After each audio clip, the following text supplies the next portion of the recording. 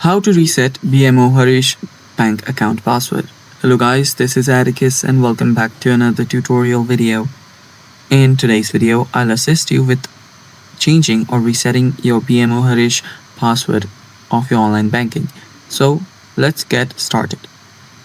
First steps first, open up your web browser and simply search for BMO Harris Bank online. After you search for that, you can head over to the login page directly by going on to bmoharris.com from here, this website, or go to bmo.com first. Then tap on the sign in button on the top right, then tap on sign in to BMO Digital Banking. It will just lead to this very page. It's the same page. So after you're here, all you have to do to reset your password is tap on forgot password. After you tap on that, you'll need to go through a few steps.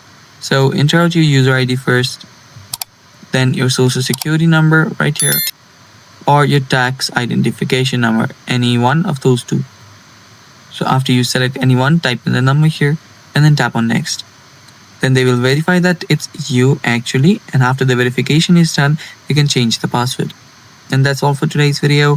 Thanks for watching. Stay tuned for more and bye-bye.